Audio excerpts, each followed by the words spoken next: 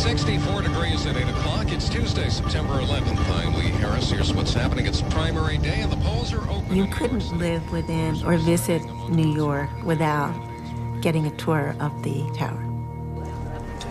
And if you were really intrepid, you might actually go to the roof. 2110, you got it coming in for building number 2 on the 97th floor. People trapped. Stay where you are. When the World Trade Center buildings were going up, my dad told me, when those are finished, we're going to go up on the top. My dad said these buildings will last for 1,000 years. They'll be here forever. In the World Trade Center. Firemen in the building. They're making their way up here. It's 25 to 30 people. It's a terrific place to work. And on a clear day, you could see the curvature of the Earth. I said, no, it's not possible. It's not possible that my life is going to end this way. Get this one. Can we break a window? Whatever you have to do to get the air. Break a window, somebody! It was really, every fiber in your body is screaming. It was like, you gotta get out of here. You gotta get out of here. Okay, let's give you a hand here. Come on, guys. We got ourselves a VIP to get down. Name badges, they're all notified. Fire department, ambulance service, and plane police. They're all notified. Department and ambulance. Your copy, sir. No. Thanks, you saved my life. What the hell are you doing? You trying to kill us all? Tell the boys. Tell the boys I love them.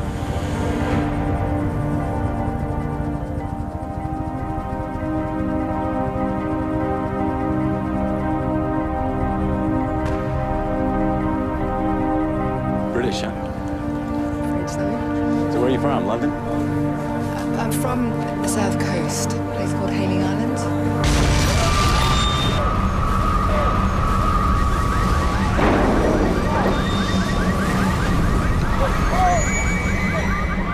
In less than 2 hours from this moment, both towers of the World Trade Center will be in ruins. A further 3 aircraft will have been hijacked and crashed, and thousands of lives changed forever.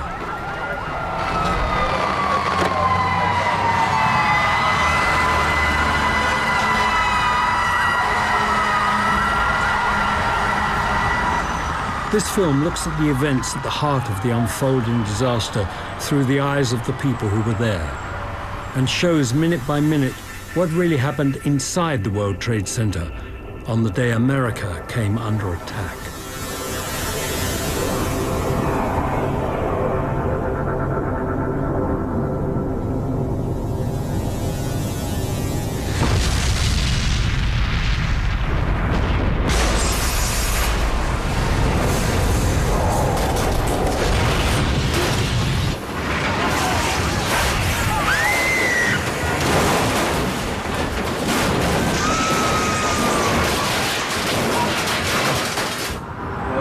I heard the bang.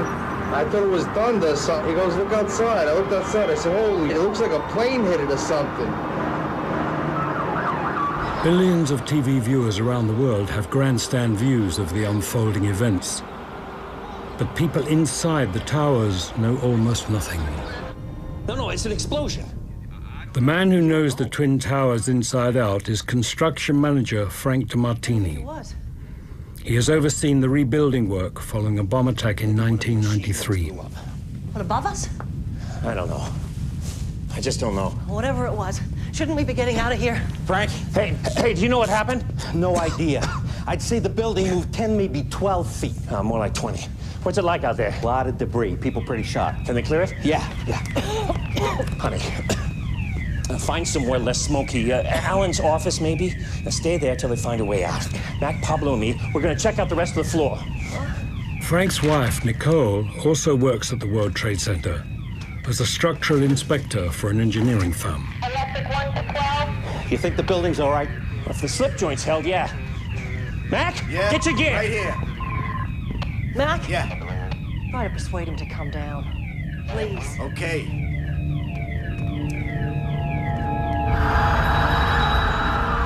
American Airlines Flight 11 instantly destroys 6 floors of the North Tower.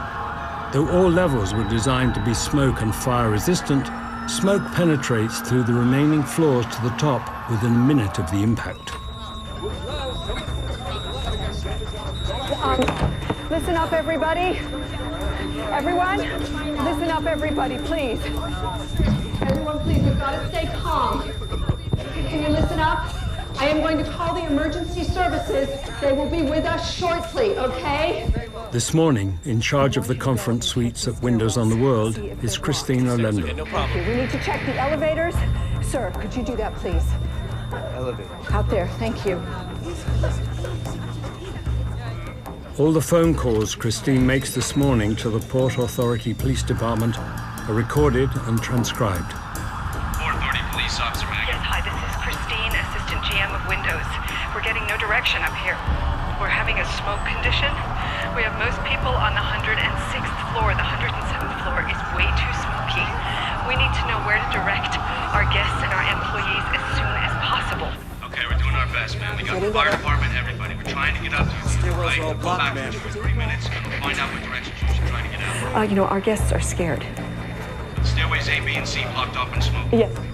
Okay, dear, go back in 2 minutes. Okay. You're on the air right now. Go ahead. What can you tell us? This just in, you were looking at obviously a very disturbing live shot there. That is the World Trade Center, and we have unconfirmed reports this morning that a plane has crashed into one of the towers of the World Trade Center. Clearly, something relatively devastating happening this morning there on the south end of the island of Manhattan. Just 6 floors below the impact, financial trader Hong Shu and his co-workers have no idea what has happened. Sorry, your call cannot be taken right now. Please hold the line. We just suddenly felt there was a big shake, a rumble. I say we go now. We can't just hang around waiting for something to happen. And after that initial rumble, we looked around. The ceilings caved in, and we didn't know what happened. Come on, kiddo. We need to get out of here. Hong's co-workers include Harry Ramos, head trader. You're not coming with us? I think we should stay here and wait for instructions. But why? It's an emergency. Somehow I remembered in 1993 there was an incident in World Trade Center, and some people died, not because of the bomb, but because they were stepped upon exiting the building. Han, the building just moved 10 feet. It's not safe. Folks, come on, gotta go. No, I'm staying. People, and good luck. And you too. See you at Max for lunch. Sorry, your call cannot be taken right now. Please hold the line. Within minutes of the first impact, the 911 phone system is clogged with people calling the emergency services. We got that already. She's based on the northwest side. There's a woman hanging from an unidentified person hanging from the top of the building. Where you are. Okay, that's all the information. You're on the 92nd floor, southwest corner. Where you are. People from inside the towers, as well as their families and friends, are calling the Port Authority Security Command Center for instructions and information. We want you out the building, ma'am. Sir, there are emergency services on their way to you. Evacuate the building. Emergency services are on their way. Most of the people who are able to choose to evacuate the North Tower. Others choose not to. And for a very simple reason. They have been told not to. All personnel, remain at your desks. Please remain at your desks. All personnel, remain at your desks. I'm calling on the 43rd floor. What are we supposed to do? We want you out the building, ma'am. Do not use the elevator, use the stairwells. Evacuate the building. But they're saying not to. All personnel, remain at your desks. Please remain at your desks. I'm going to put you on hold. Could you just hold the line for a sec? PA's telling them to stay where they are. What? Can we turn it off from here? No.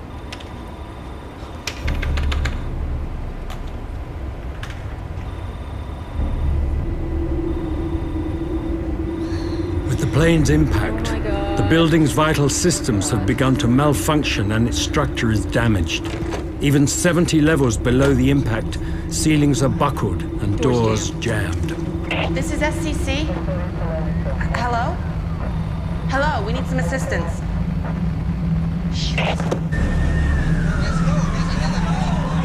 Because of the angle of impact of Flight 11, all stairwells and elevator shafts to the upper levels are cut off. Over 1,300 people are trapped. There is no way out and no rescue plan. Sir, sir, did you check out the elevators? Yeah, but they're all burned out. Right. We need water. The faucets aren't working. Can you please try to find some bottled water? Water from the vases, anything?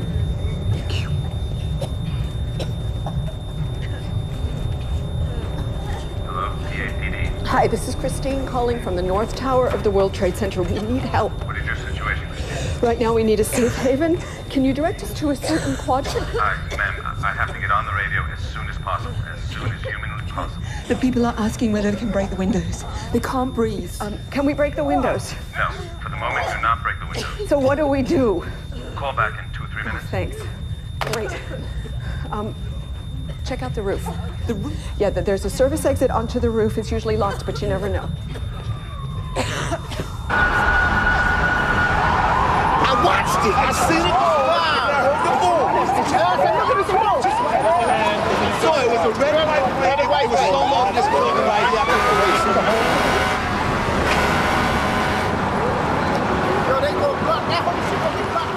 Once we turned the corner onto Canal Street, what we saw was a nightmare. So I was looking at 20 floors of fire, which translated into 20 acres of fire. And I'm thinking to myself, how are we going to deal with this?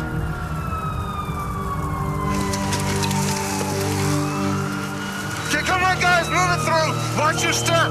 Come on, come on, come on, fellas. New York Fire Department crews arrive at the North Tower within minutes of the first plane hitting. Get tools down, fellas. Among them, Captain of Ladder Company 6, Jay Jonas. Okay, check your packs.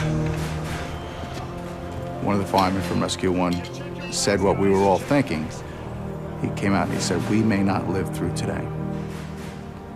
And we all looked at him and he says, you're right. And we stopped and we took the time to shake each other's hands and wish each other good luck. Not yet, guys. They've had their orders. We haven't had ours yet. But out of all those guys I was surrounded by, I'm the only one who's alive. They all perished.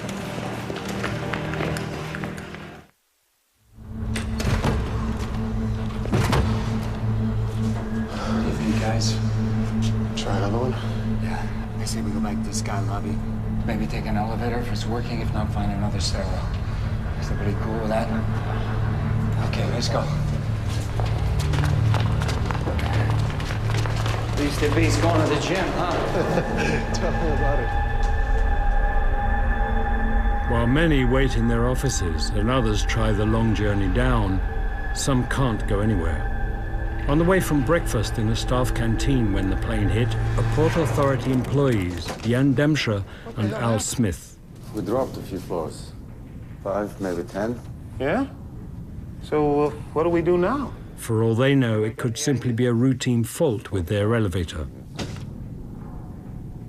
Ladies and gentlemen, this is the Port Authority. We have a large explosion in the building. And finally, a voice came over the intercom, not the recording that it normally gives.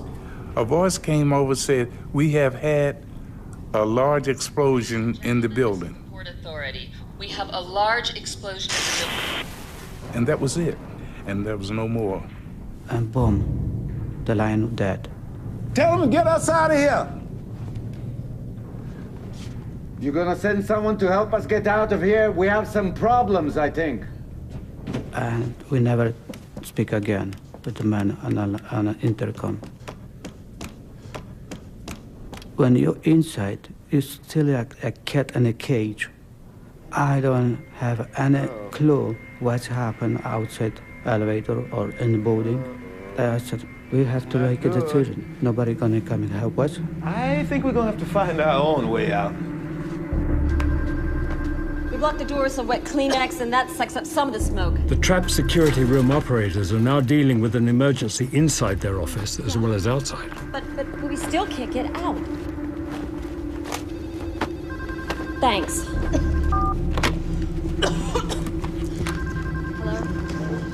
Hello? Hi, this is Melanie. I'm with the conference. We're trying to get up onto the roof, but we can't. I see. Where exactly are you? I'm not sure what number. The door won't open. Yeah, you need a swipe card. Well, we haven't bloody got one. Well, in that case, I can't help you. Can you open them from down there? I'm sorry, we're not able to do that from here. So what are we going to do? I'm afraid you're gonna have to find a way down. We've tried, but we can't. Well, then you're gonna have to wait for the emergency services to come to you. I'm sorry. I see.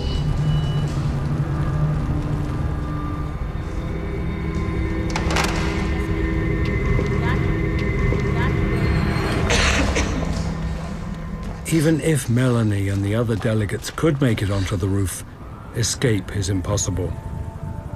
There are no official plans for helicopter evacuations, and pilots have already decided the risks of trying are too high. All right, just through here. That's it, keep low. Watch your heads. That's it. All right, everything's fine. Come on, sir. Nearly there. That's it. That's it. Janet, you take him through. Frank. Oh, Frank, are you hurt? No, I'm fine. Oh, do we know what happened? No, but whatever it was, you're leaving. The stairwell's clear. Well, what about you? Aren't you coming? No, when I get everyone out, I'll come down. Oh, no, please, No, Frank. look, there are people trapped up here. I know this building. I know how to get them out. Now, I know what you're thinking. Don't.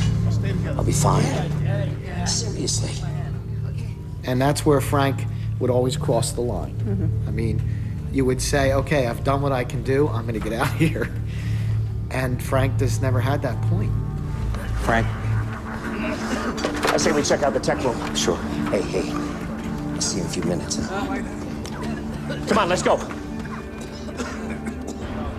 Just one floor above Frank is Rick Bryan, a manager at insurance company MetLife. And I'll often say it was as if on a summer evening, sometimes every year, or maybe every other year, you hear a thunderclap, and the thunder rolls in like no other time, with a slowly building crescendo. And that's how it was on that day, when the plane hit. And I'm one step into the hallway, holding the door open. And I was struck by the blackness that was in front of me. It was the deepest, the richest black that I had ever seen. Anybody there? Anybody there? And I'm thinking to myself, you know, you have the keys to the door. You can easily open the door and go back from where you came. Hello? But can you be certain that your keys are going to work? Hello?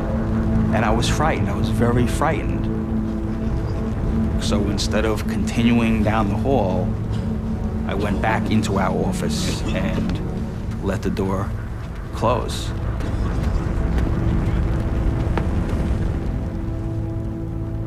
If I had gone down the hallway and died, it would have been better than living with this knowledge of, hey, you know what, when it came right down to it, I was a coward.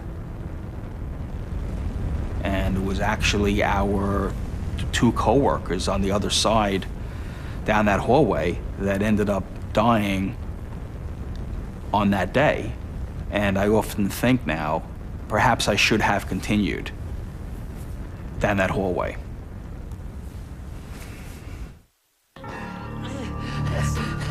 50. I wouldn't say panic. I would say people was beginning to, I know I was beginning to get a little edgy. Yeah. Oh, so what do we do now? I'm gonna make a call. But it's concrete. No, it's not. It's sheetrock. Hey, he's right. It's sheetrock. It's plasterboard.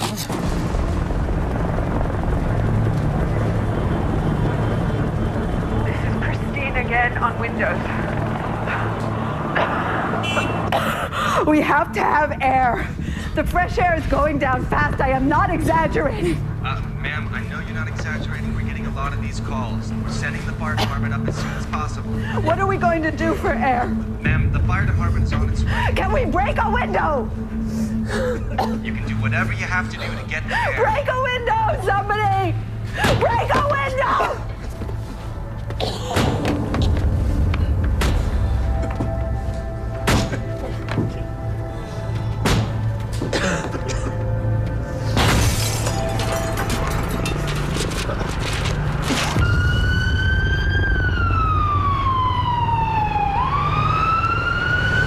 Where are you going? We're not going to get out of here, you know that, no? No, help is on its way. We just have to wait. Nobody's coming. It's just us. No! Don't!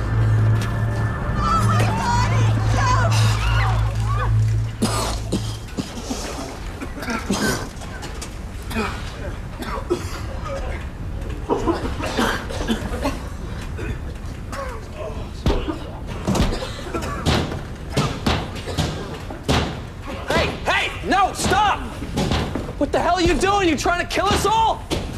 You break the window, you're gonna let the air in. Get away from the window. This whole place will be in flames in minutes. Come on. And I saw coming down behind them outside Looked like a suit or something. a man's suit. And I said to myself, why would anyone do that? Who would throw a suit out the window? What is that about?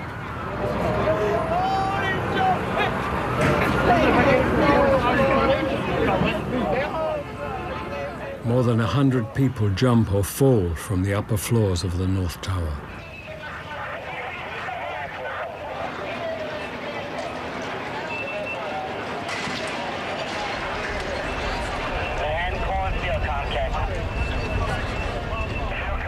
Neither Christine nor anyone else makes any calls from windows on the world after 9:40 a.m. We went to her apartment and that. Her answering machine was just full with messages. No more could be that friends were calling her. Because my son listened to the end. And that answering machine we brought home, that I have it. Just 130 feet away in Building 2, the South Tower, the picture is confused.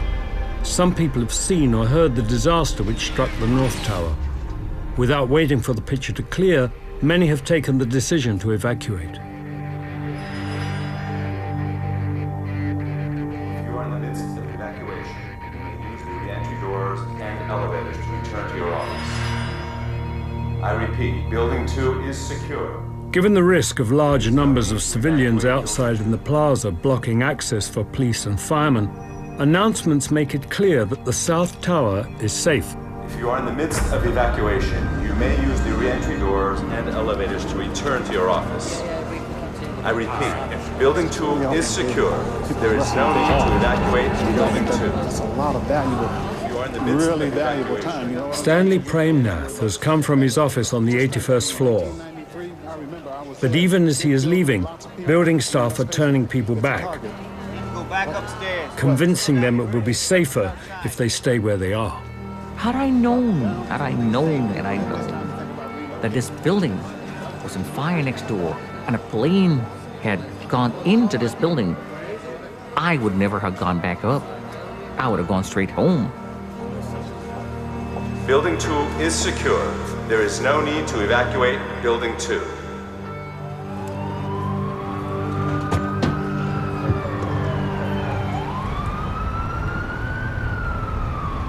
I'm not sure about this, guys. We got no choice. Within short order, it became clear that we had to leave because the smoke was getting frightening.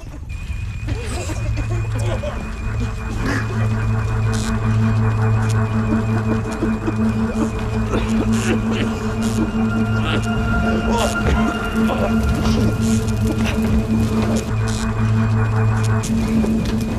guys, this way. Follow me. The smoke was so thick and so black, and I could not see. And as I'm walking down the hall through this blackness, I'm thinking to myself, well, you're going to die of suffocation, of smoke inhalation. How many breaths do you need to take of smoke-filled air before you actually pass out? Is it measured in the number of breaths, or is it measured in a number of minutes? Is there a period of time when you're breathing in smoke that you can feel yourself being overcome, or does it happen instantaneously? I did not know.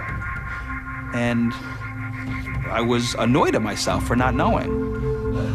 Let's try this way, huh?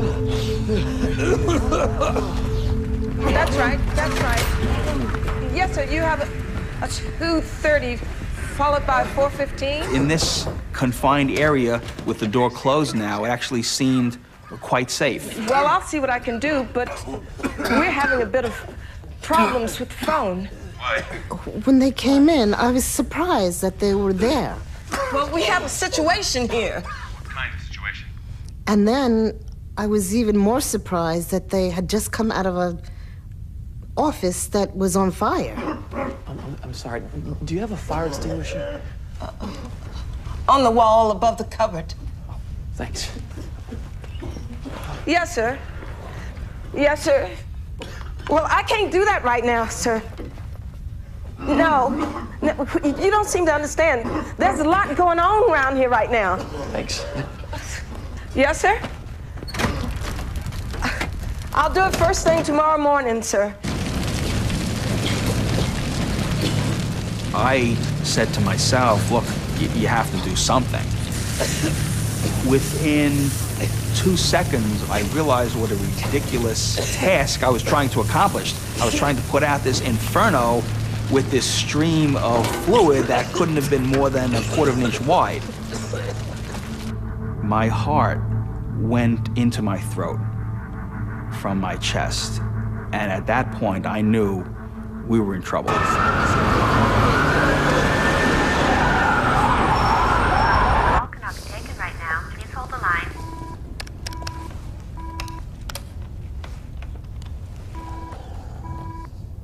Sorry, your call cannot be taken right now. Please hold the line.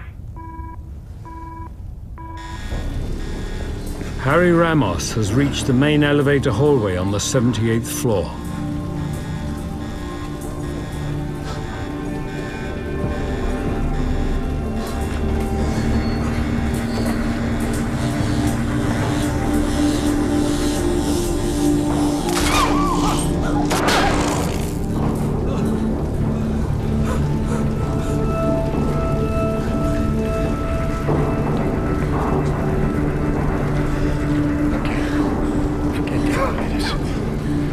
Get across and try and find a stairwell on the other side. That's okay. Let's go. And be careful.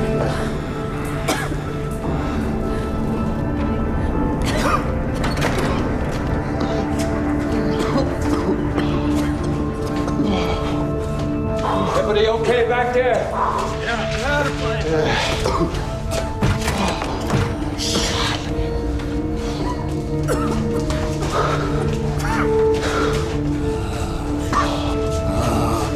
Last one, I'm feeling lucky.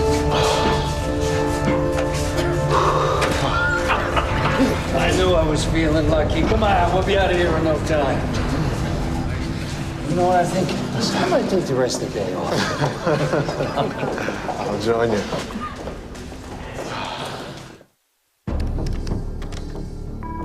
Sorry, your call cannot be taken right now. Please hold the line.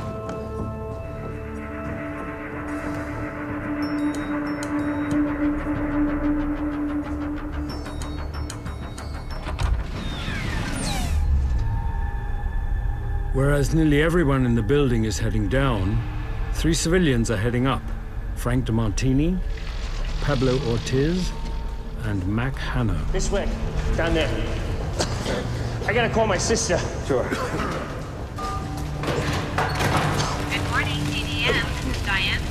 Yeah, Diana, it's Frank. Is Nina there? No, Frank. I need you to get a message to her. Sure. There's been another explosion at the World Trade Center. I need you to find her right away and tell her that me and Nicole are fine. I don't want her to hear about it on the radio. Well, sure, of course. What about you? Are you okay? Yeah, I'm fine. Listen, I gotta go. Thanks, Diana. This way, Dan. Hey, let's keep moving, huh? This way. Come on, right through here. That's it. Keep going.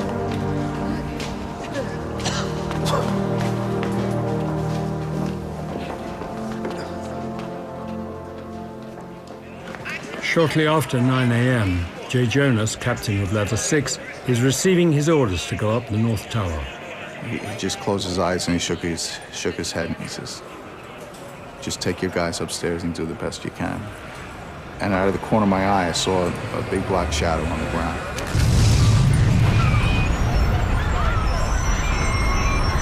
And a man came running in from the outside and said, a plane just crashed. A plane just crashed into the World Trade Center.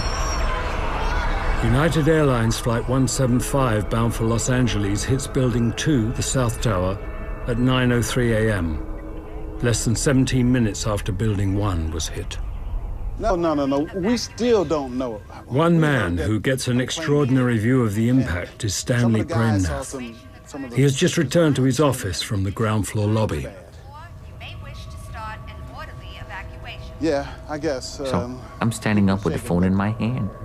But we're fine. My coffee and bagel that I bought when I was coming up still sits there on the desk. And I'm looking towards the Statue of Liberty, the direction of, with the phone in my hand. And that's when the plane caught my eyes. And this plane is bearing down on me. Eye level eye contact.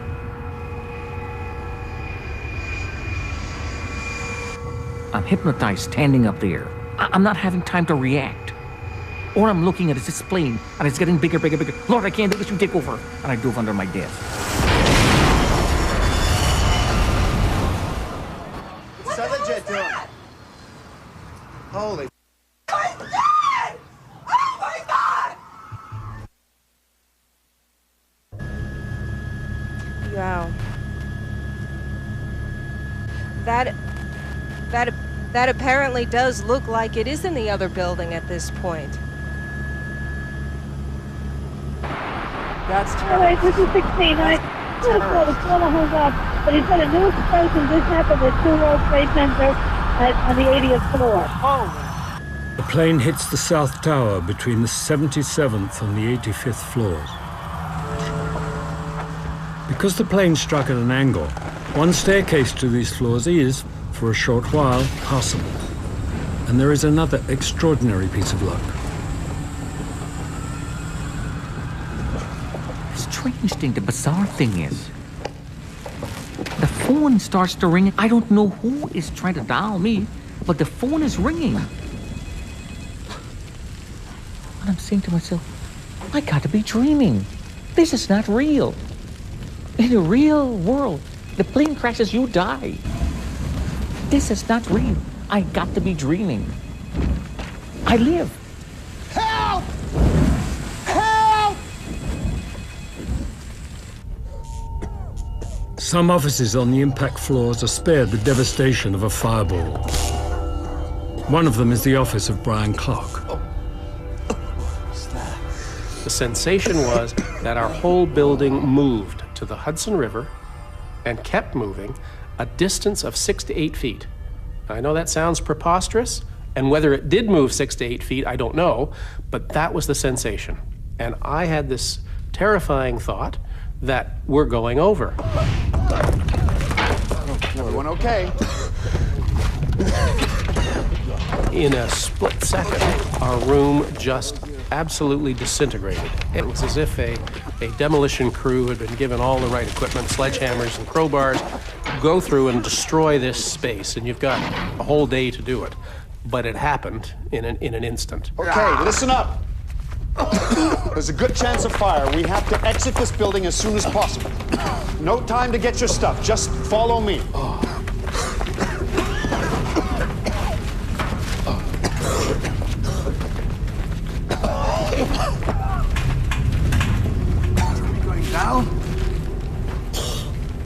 Yeah. We're going down.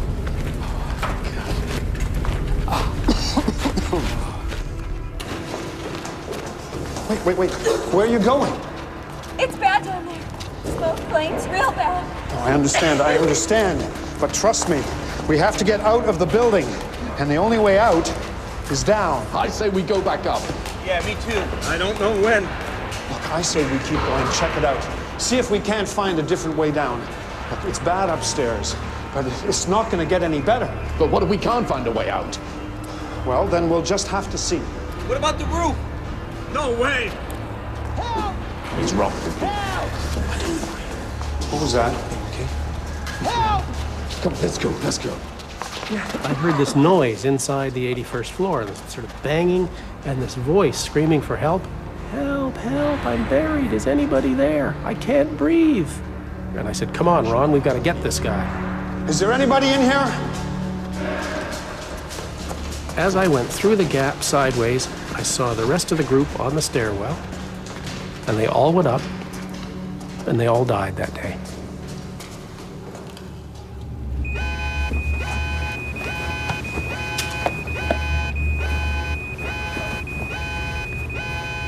Okay, let's round everyone up, check they're okay, see who's missing. I'll call emergency services again. Elaine Gentle is Director of Human Resources at Private Bankers Fiduciary Trust. Look, check outside to see if you can find a way out. Okay, I'm on it. One of the first calls she makes is to her husband, Jack. Elaine? Yeah, me. First thing I said was, thank God you're all right. And she said, well, not really. I said, well, what do you mean? Well, I don't know. I heard some sort of explosion below us. I don't know what it was. And I said, well, it doesn't make sense because the plane hit the other building. It didn't hit your building. She said, well, there was some kind of explosion beneath us. I don't know what it was. And I didn't know what to make of that. And she said, well... We're trying to figure out what we should be doing. Yeah. It's getting really hot in here, and there's smoke coming out of the vents. She didn't know whether they should stay or leave. And she didn't know what to do about the situation that was growing worse. Elaine? It doesn't look good. I had no idea that there was a plane that hit her building. She had no idea that a plane hit that building.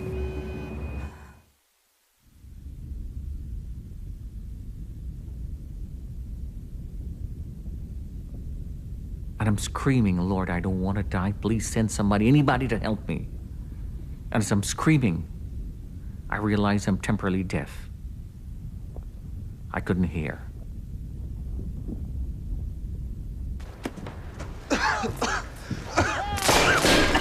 I can't stand the smoke. I gotta go. Hey, look, you go back and join the others. It's okay. Hello?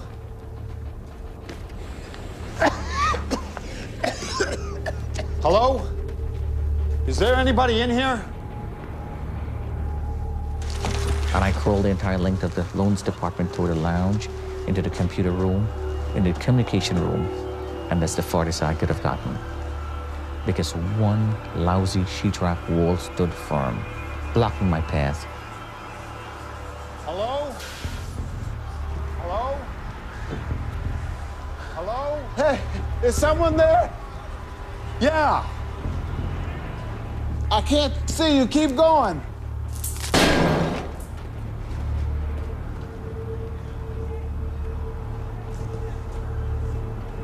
What? I can't see you. I turned my flashlight toward the voice. Yeah, I got you. What I remember asking him was, what is your name? He said, Brian Clark. What are the chances for you to have a flashlight? He said, I'm a fire warden. Down and to your left. But I suddenly heard this person with this saying, can you see my hand? Can you see my hand? Here. Can you see my hand? Can you see my hand? Which floor? Is that hooked up? I don't know. Okay, guys, here's the deal. It's a raw one. We have to go to the upper floors for search and rescue. The only thing is we can't use the elevator, so we're gonna take stairwell B. 10 floors at a time. 10 floors, quick rest, 10 more. I told them, I says, they're trying to kill us, boys. I says, let's go to work. Okay. And to their credit, every one of them, they looked at me and says, okay, Cal, we're with you. There was thousands of people upstairs that needed our help, and that's where we had to go. As Jay Jonas is beginning his journey up the tower, many others are coming down.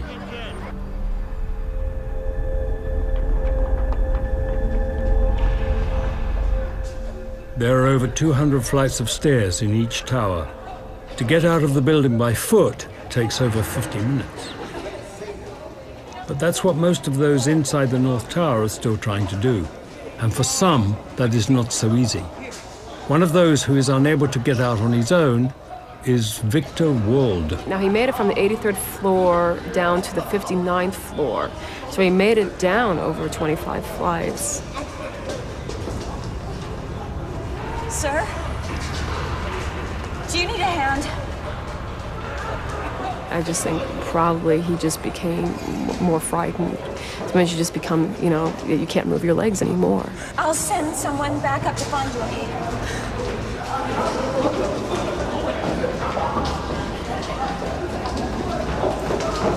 I'll just hold you back. Go on. Nah, Victor, you stay, I stay. I don't know why he was drawn to Victor. I have no idea why. You guys don't need to hang around. Why don't you take off? I'll meet you downstairs when we get there. They had no connection. They didn't know each other at all. You know, they just could have walked by him like a lot of people would have done.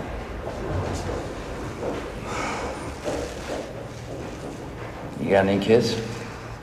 Yeah, 2 daughters. Why? How old are they?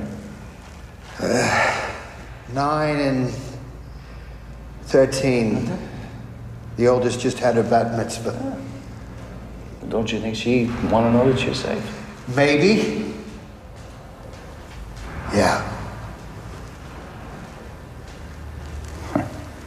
What's her name? Alexandra. I'll tell you what. Why don't we get you out of here and then you can get home and tell Alexandra and your other daughter that you're okay.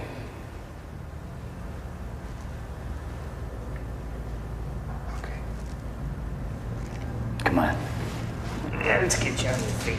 That was when I saw Harry was helping a gentleman who I did not know, and quite slowly.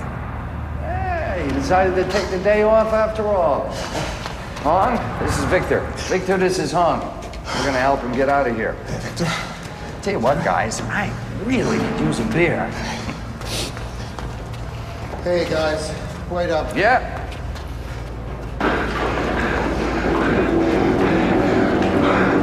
Okay, guys, let's take a rest here.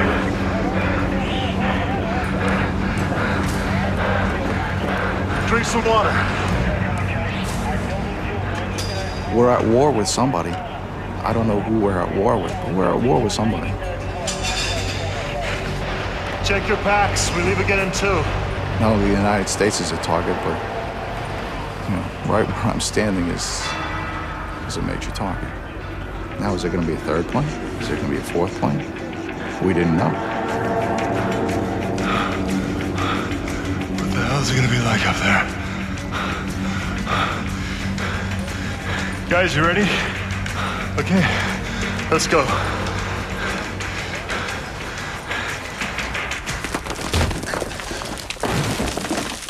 On the 81st floor of Building 2, the South Tower, Brian Clark and Stanley Premnath are still divided by a mounting of debris. You're gonna have to climb over the top. I'm not sure I can do that. Well, you're gonna have to.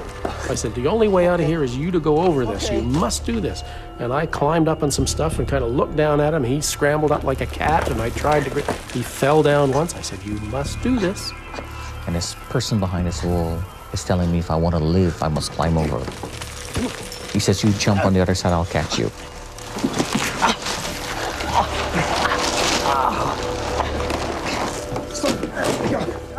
He said, hallelujah, I've been saved, which was sort of took me back.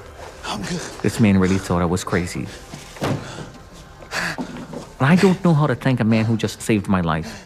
I reach down, I hug this man, and I give him a kiss. And he gave me this great big kiss. And this man says, whoa, whoa, whoa, whoa, what are you doing? He says, Brian Clark. And he said, I'm Stanley. We'll be brothers for life. I said, well, that's great. As we started to dust ourselves off, I said, well, that works for me. I never had a brother. And now I do. Hey, you okay? Your hand, it looks nasty.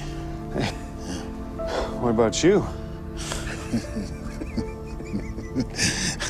This can't be real. I can't believe we're alive. Well, let's keep it that way. Up or down? Down. You lead the way. You're the lifesaver around here. And this man put his hand around my shoulder and he says, come on, buddy, let's go home.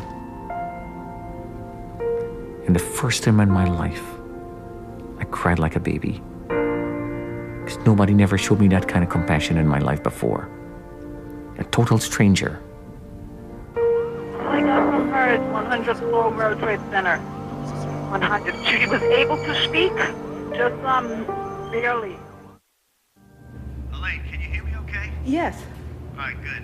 Here's what I want you to do. I want you to try and get the outer... The sprinklers not working was a mystery, and so I got somebody from the engineering department to talk to her about that, and he got on the phone. No, not there. There isn't one.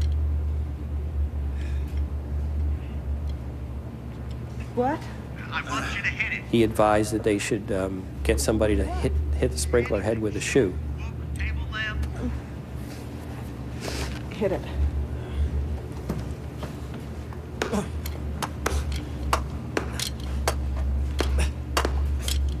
And I heard Elaine say, you know, try it again, try it again. No, it's not working. No, Ed, hit it again. She said, it's not working. Nothing happened. I could tell that she was concerned. After the call, he looked at me and said, she's gonna be all right. She's gonna be all right.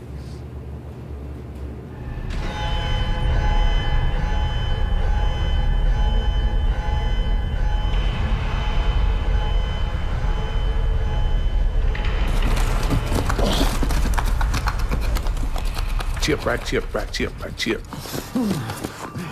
Finally, after maybe 40 minutes or so, he got a hole about the size of a grapefruit. Sweet smell of fresh air. Yes, sir. Well, who'd have thought it, fella? World Trade Center, made out of sheetrock. Huh? We need some help.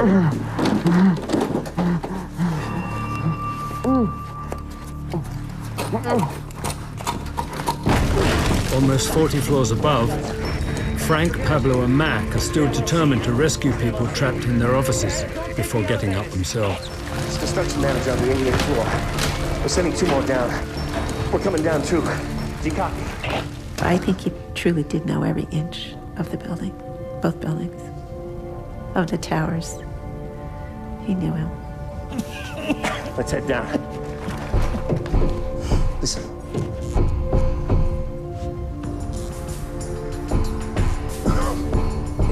That's that live, right? Yeah. Let's go. Help! We're stuck in here! We can't get out! Help!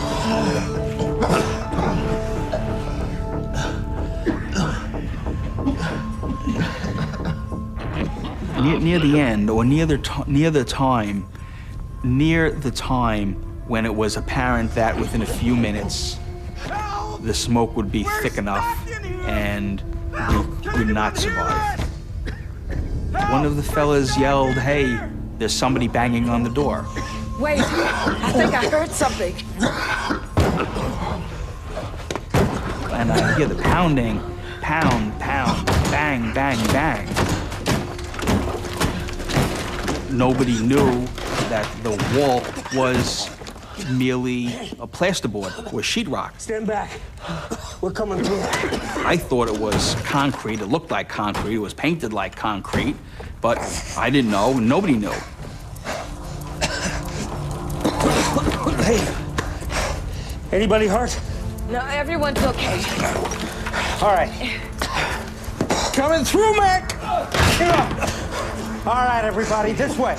On this day, Stairwell C. these fellas that were gray-collar workers and blue-collar workers had the wherewithal to save everyone else, while the lawyers and the accountants didn't quite know what to do and had no sense of how to act in this situation. And these fellas did. You all right, sir? Frank, take him down. No. I'm staying here. Frank, Nicole is waiting for you. She'll be waiting for you. Mac? Yeah? Can you get him down? Frank, you go. No. We'll be right behind you after we check out the other floors. Okay. This way, sir. We should head up. If there are people trapped here, there are probably others. You think the structure's holding up? I don't know. That's what we gotta find out. He should head down. And I just said, thanks, huh? and he nodded back in return. And that's the last I saw of this fella, until I was flipping through the pages and pages and pages of obituary photographs several weeks later. As I'm flipping through these pages of hundreds of people, I see this fella's face. I'm like, that's the guy. That's the guy who I was nose to nose with. And I saw his name, Frank DeMartini. And now I knew who the fella was. But here he was. Here was his picture, and he didn't make it out. Breaking news from WTOP. A news update.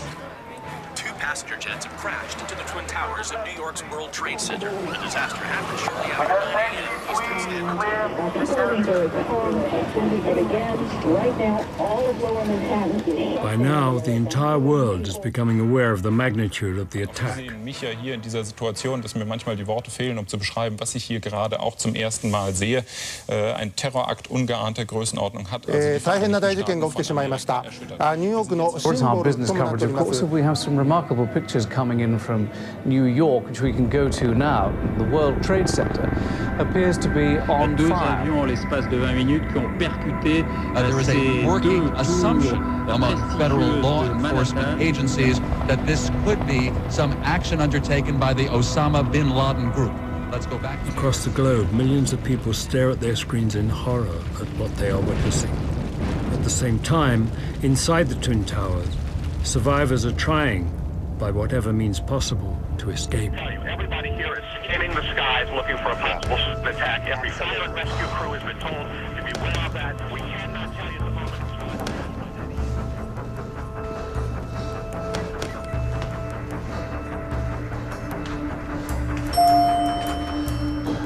It works. I don't know. I'm not sure this is a good idea.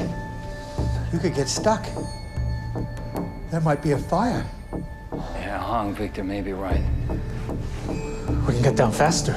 You know what they say about elevators when there's been a fire. Okay. Maybe it's better if we send an object down to the next floor, then call it back up. Yeah, it's a good idea.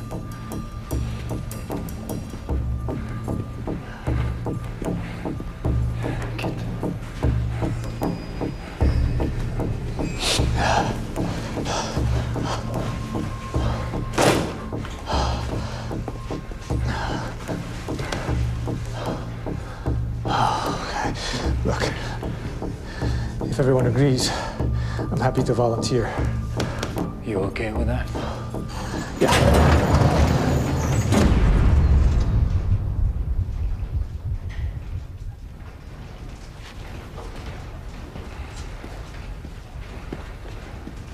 You a trader?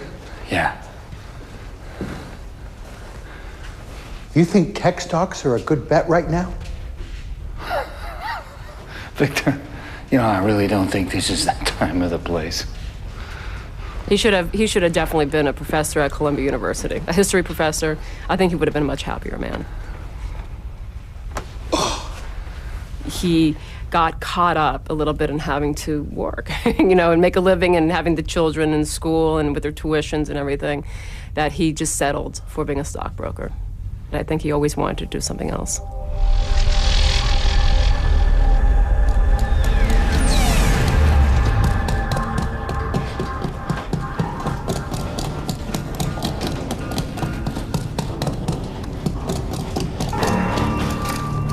Can you see anything?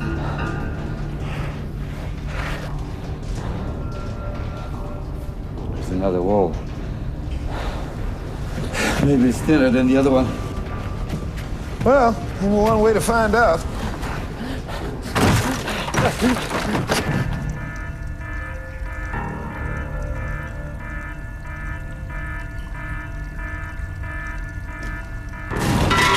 Hey! Where are we?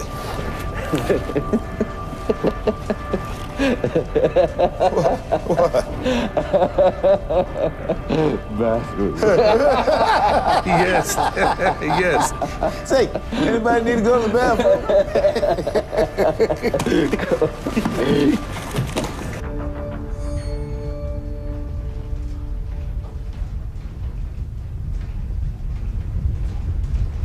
Looks like he got stuck or got out. He'll come back. But what if he doesn't? Then we'll think of something else.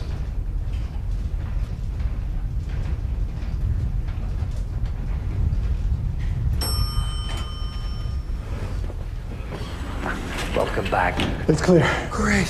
But only as far as the 44th floor. Oh. Come on, it's better than nothing, Victor. All right. Almost home, huh? We're gonna try to break out. It's just too smoky in here. Did you wet your clothes? Yeah. Honey, I have to go. Okay. And Jack, tell the boys. Tell the boys I love them. I said, I will. And I love you. She said, I love you. I said, I love you. She said, I love you. I said, I love you. She said, I'm scared. And I said, call me when you get down.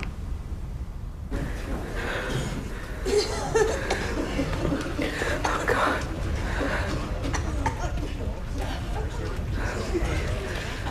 Elaine! Okay. When I hung up the phone, I was horrified. Just horrified. Because she wasn't saying, she was saying goodbye. She was saying goodbye. That's how it felt. That's what it was.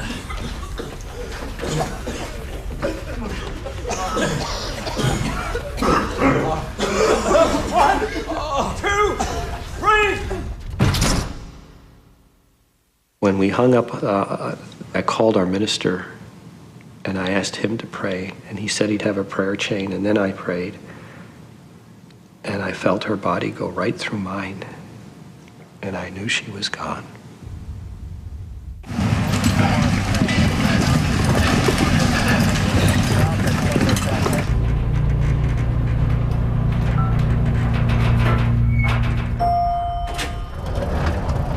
I gotta make a call. It might take a minute.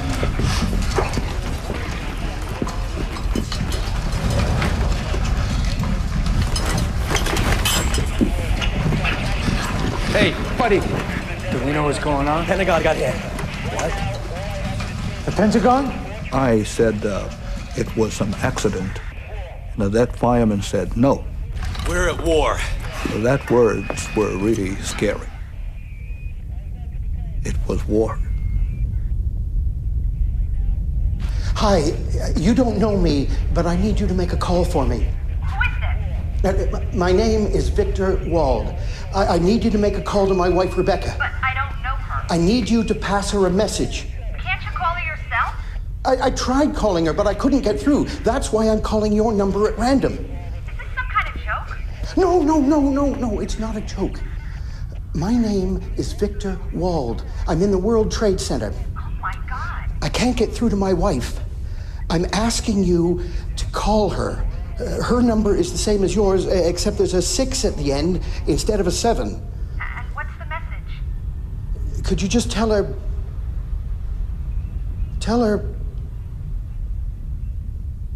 I'm all right. Okay, I will. Thanks.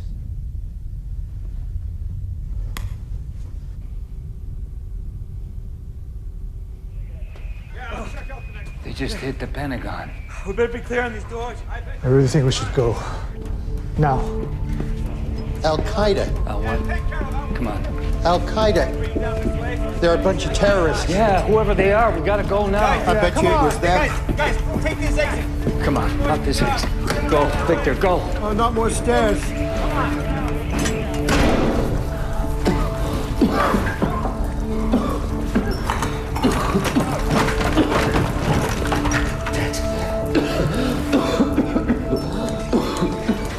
Hey guys, I'm back.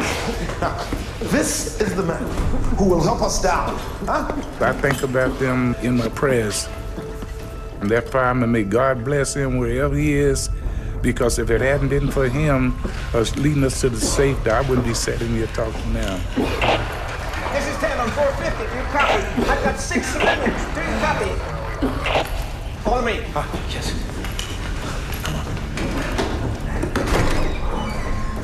Yeah. Oh, come on. Please, trust me. Come, let's go.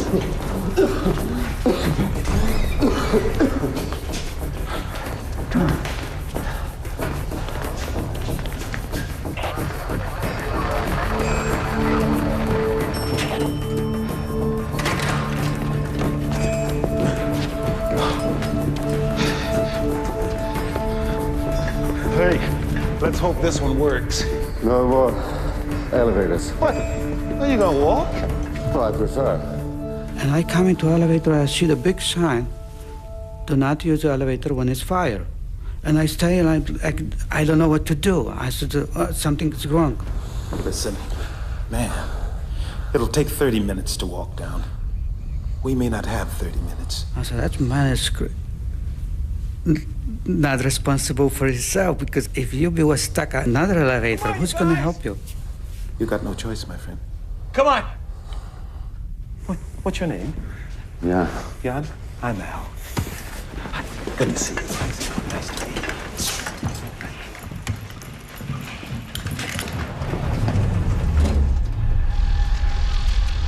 It takes over an hour in normal conditions to climb the stairs inside one of the towers.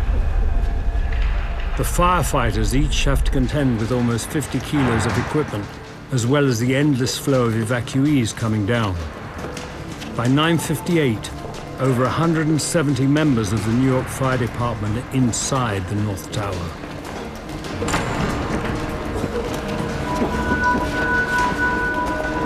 Okay, fellas, this way. Down the corridor, on your left, into the office. Guys, take a rest. 2 minutes.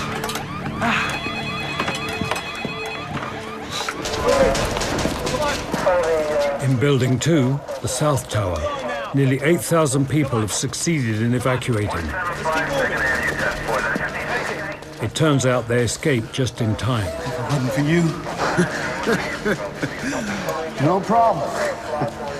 We're brothers, right? Yeah. Now let's get out of here.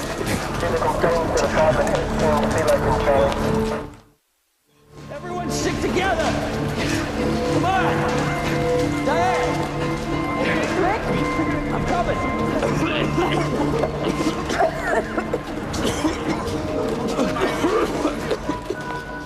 In Building 1, the North Tower, The staircases on the lower floors have become a slow-moving chain of evacuees. Among them, Rick Bryan and the rescued workers from the 89th floor. Then, something mystifying happened.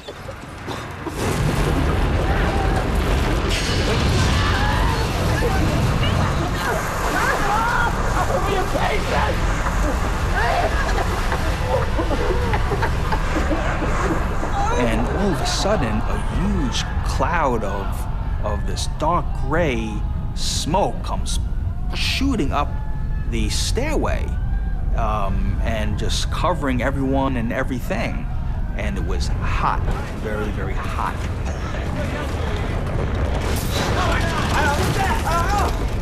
Our building started to shake. It swayed back and forth, and then the lights went out. I said, is that what I thought it was? Thinking that part of our building collapsed. And he just looked at me in a very serious face. He said, the South Tower's just collapsed.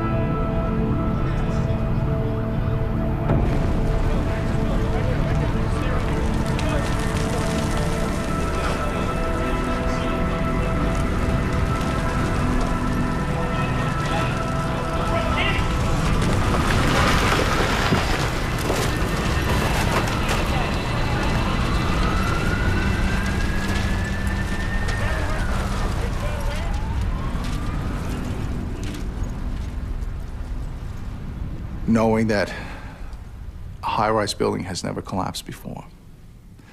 And now the sister building that we were in had suffered the same fate, but it got hit later than ours, had just collapsed. So I'm thinking to myself as he said that, he says, we're gonna be lucky to get out of here. Guys, I want us out of here now. Pick up your stuff, we're heading out right now. Sal, the rope. You got it, Captain. You can go. The sheer terror that we're in this building and we're dead men walking. The fire department's a semi-military organization, and you don't do things without orders. So I was basically self-evacuating. It was my instinct that I perceived the danger and I acted on it. Okay. How about going?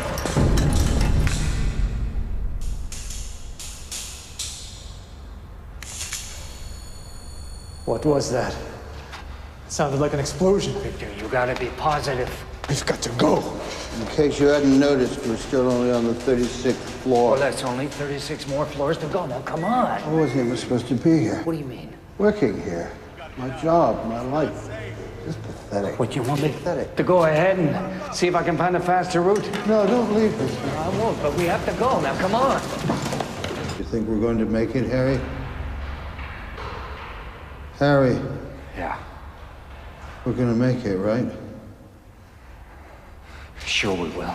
Now, come on. You're gonna have to move, Victor. Get yourself up and let's go. Get moving.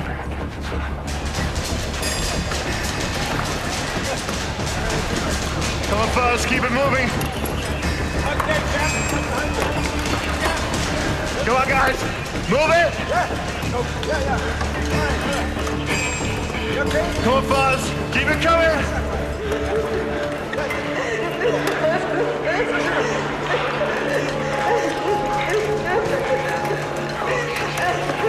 Hey, how's it going? I've got a bad leg. Well, can you walk? Slowly. And Tommy Falco turns around and looks at me and he says, "Hey, Cap, what do you want to do with her?" And I took a deep breath. It's like, Okay, let's give you a hand here. Come on, guys. We got ourselves a VIP to get down. Okay? You ready? Hey, man. Want any help? That's the stuff. Wait here. More steps. All right, take it easy. That's the green. Doing real well. and people ask me, says, "Why did you do that? You know, you could have passed her by, nobody would have known." I says, "I would have known." You know, and the sight of her standing in the doorway would have haunted me forever. Great stuff. You can do it. Come on. Doing fine. Excellent.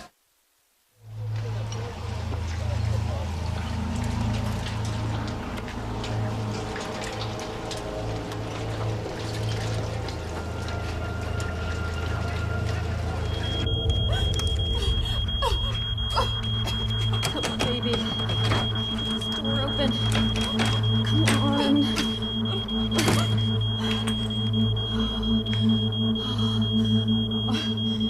They should be here by now.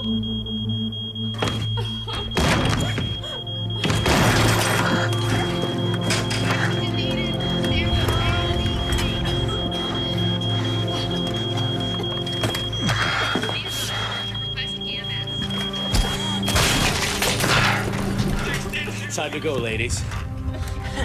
We're glad to see you.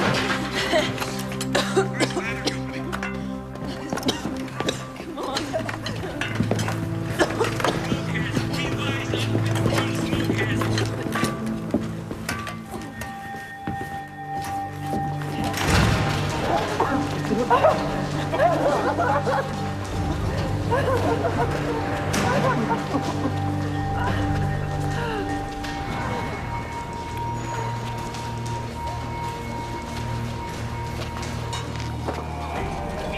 Both towers were hit. But what more can you tell us? I've seen many people running to save themselves. Most of those who ran past me are exhausted. Many of them just can't believe that this has happened, or that they've been lucky enough to have made it out. I would have to say, at this distressing time, I can see a huge pillar of dust and smoke where one of the twin towers once stood. It's too soon to speculate on the full extent of their horrifying damage right now. It was really, every fiber in your body is screaming. It was like, you gotta get out of here. You gotta get out of here. Whoa, you okay? You okay? What was once, we were almost like running down the stairs. Guys, make a space. Now our evacuation is one step at a time. Both feet on the same step, going very slowly. And now this is becoming like Chinese water torture going down the stairs. You know, the clock is ticking. Okay, guys, take a rest. Josephine. Yeah. You want some water? No. Josephine. It wasn't a question. Drink some water. And I developed this trait of mine. Whenever a situation got more serious, I would speak more slowly and more deliberately, because if the situation is that serious, you didn't need somebody screaming in your ear to add more anxiety to the situation. So I would try to diffuse that by speaking in a more calm manner. And I was at my calmest. Guys, I'm gonna see if I can find us a chair we can carry it, okay?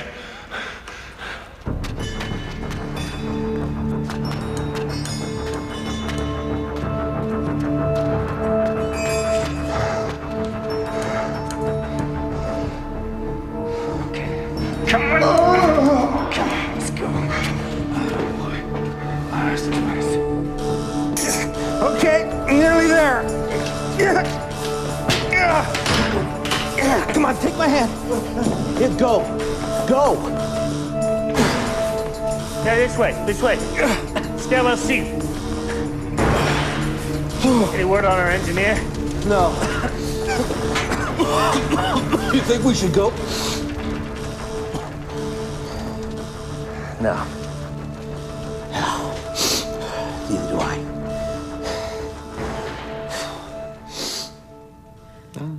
I mean, I think he felt he could do it. I mean, why not? I may be hurt, I may be tired, I may be burnt, but I'll get out. Yeah. I went out from the side of the building, and I kept walking on West Side Highway. And then I heard some people screaming. I looked back. That's when I saw at the very close distance, I saw the building collapse.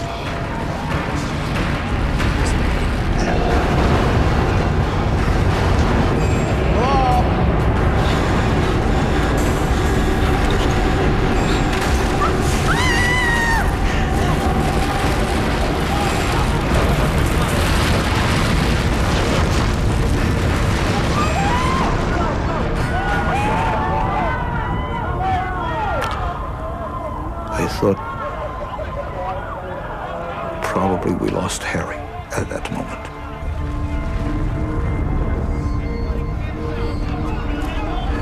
At 10:28 a.m., the North Tower collapses. It takes just 12 seconds.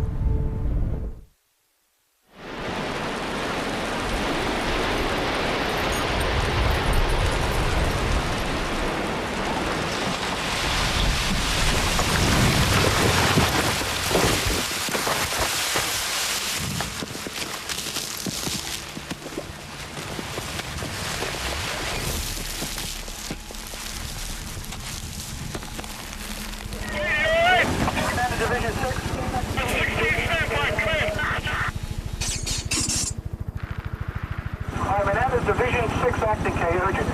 Division 6 acting, go. All right, you're responding down to the World Trade Center. You're to maintain radio communication and advise Manhattan Dispatch what exactly is going on, K. We are unable to make any kind of communication. It collapsed. The top floors collapsed down. I saw it blow and then ran like hell. Thank God. I'm 69, but I can still run. There's got to be firemen trapped back there, though. Everyone watching the collapse of the North Tower immediately assumes that anyone inside must have perished.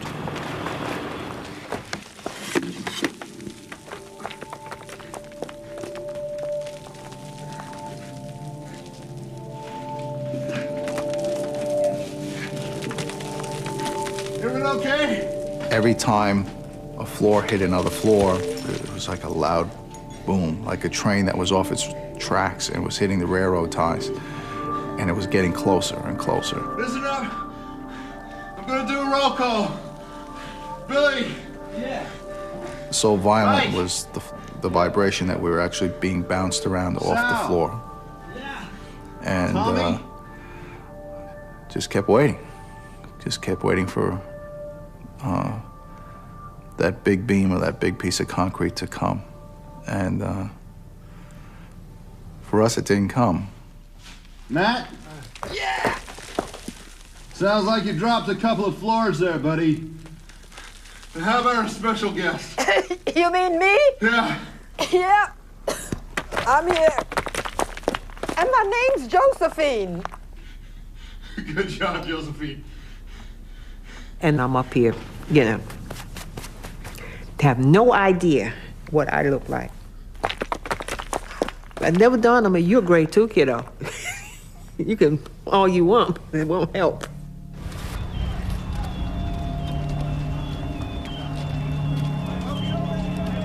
All the furnishings and the fixtures inside the building, none of that existed after the collapse. There were no desks, there were no phones, no computers, no copy machines, no chairs, nothing. that had all been pulverized by the tremendous amount of energy that was created by this collapse. And it was just pulverized into this dust. And we're in the geographic center of that dust. Sergeant Jonas, ladder 6. We're on the 4th floor. North Tower. We need help. Do you copy? And somebody got on the radio and said, "Where's the North Tower?" Like I looked at my radio, I says, "Where's the North Tower?" I said, "Man, we're in trouble if they don't know where the North Tower is." I had stepped out onto West Street, wondering what could have happened to cause this mess. The ash and the fire trucks twisted up like toys. I went back towards the building where there was a fireman, and I walked up to the fellow and I said, "Hey, there's a body over here." He looked at me with the look that I sensed, "Hey, why is he looking at me like I have two heads, like I'm crazy? Why is he giving me this look?" And he said, "Just go on." And I realized there were actually bodies and people scattered all over the place. And you couldn't see what the scene was like because everything was covered with ash. Cones of bodies. Cones of bodies. Cones of bodies. Stay with me. Cones of bodies. Cones of bodies. 2,749 people died in the Twin Towers that morning, including Melanie DeVere, Christine Olender, and more than 150 delegates and staff at Windows on the World. Elaine Gentle and 95 of her colleagues at Fiduciary Trust, including Ed Emery. And 84 workers and officials at the Port Authority who looked after the building. The people I knew at the Port Authority, Jerry Guggen, Bill Jones, Tommy, Clara, and Margie, and all these people, they were just, just like...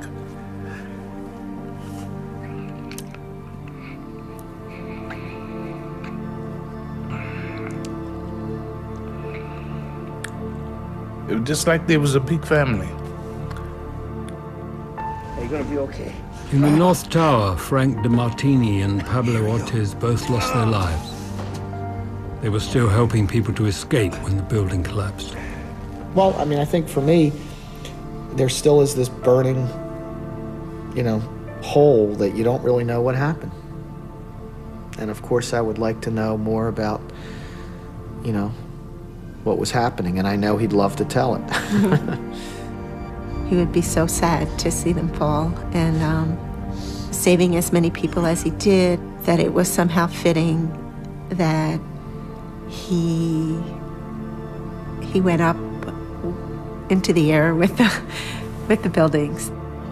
Along with Mac Hanna, who escaped the building helping evacuees, Pablo and Frank saved the lives of over 50 people. Amongst them were Rick Bryan and the 22 people trapped on the 89th floor, including receptionist Diane DeFontes. Yes, sir, you have a 2:30 followed by a 4:15. Pablo's wife put up a website, and her children were on it, and I sent her an email, and I told her, I tried to tell her how I felt, and that her husband and their father is the reason that I'm alive. And I know that his absence is a terrible thing. But here is a man that you can be proud of because he saved other people's lives. Stanley Premnath and Brian Clark both survived. 61 people from Brian's company, Eurobrokers, lost their lives, as did 23 from Stanley's company, Fuji Bank.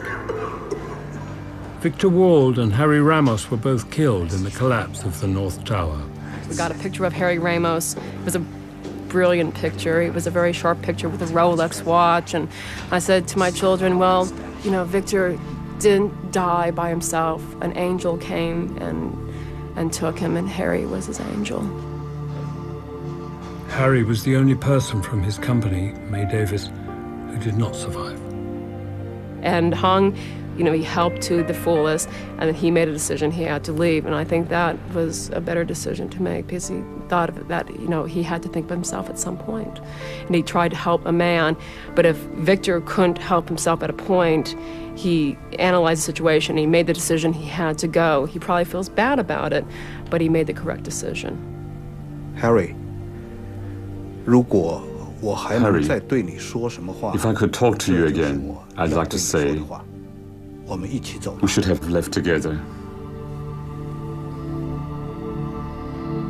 The 6 people trapped in elevator 41 all escaped, including Al Smith and Jan Demscher.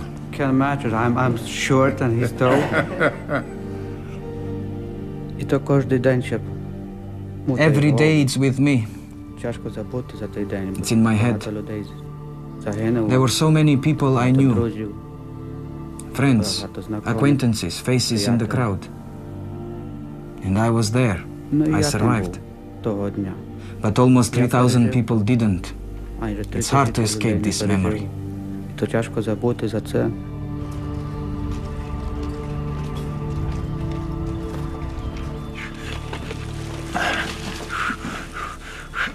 I hear Battalion 1-8 to ladder 6, Battalion 1-8 to ladder 6. Is that you on the radio?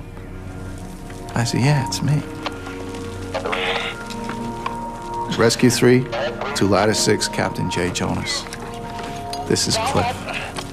I'm coming for you, brother. I'm coming for you. And that was the first, it choked me up. It's the first time in my career where I had become the person in need of rescue instead of the person coming to do the rescue. It would be almost 5 hours before J. Jonas and the 13 people trapped with him would finally find their way to freedom. They owed their lives to an extraordinary piece of luck. Once the collapse reached our area, it kind of ran out of energy because the pile itself was about 6 to 7 stories tall, the debris pile. And we were in that 2-story cocoon. If you were lower than that, the debris settled there and you didn't make it.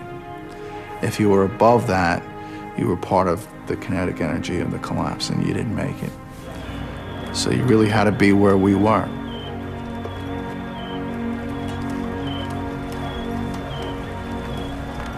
Over there you can see a police emergency service unit. They're trying basically now to reestablish some kind of a safe perimeter. And many of the emergency workers basically just happy to be alive. Certainly that picture tells it all. Many of them just happy to be alive at this point, having survived what is an extraordinary event, the collapse of 2 towers. 343 firemen and 60 police officers were killed in the collapse of the Twin Towers. Josephine, is that you? It ends up I did make the right decisions that day, but I didn't know they were the right decisions at the time. Running into Josephine Harris, making this decision to stop and save her, we had inadvertently saved ourselves. And I looked around, and there was just this disarray. And I said, this is it? And he says, yeah, this is what's left. And I said, how many other people have come out of there? And he said, none. And I was just stunned.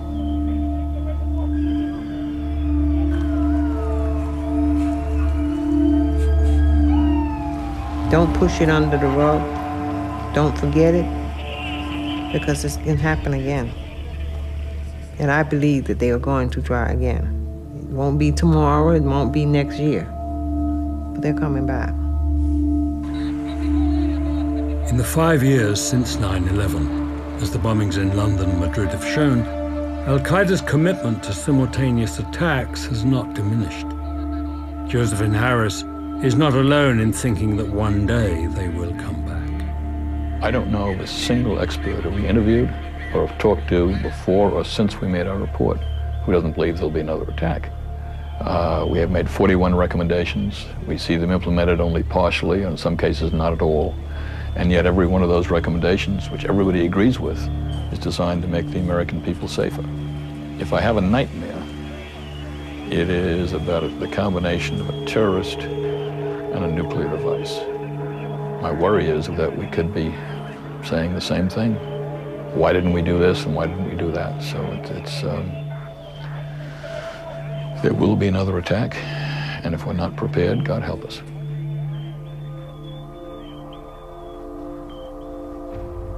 Well, these are the pants that I was wearing on that day. And I made it my project. I guess it kept me a little from really going completely out of my mind. I made it my project to wash them by hand, and every day I would wash them a little more and hang them up to dry, and then I'd see some more dirt, and I'd put more soap, and then I'd scrub the legs because I just had to get them clean. It was like washing away. It may sound silly, but washing away the dirt and evil and the bad and just getting it out, and I did. And unfortunately, they don't fit anymore, but they're clean.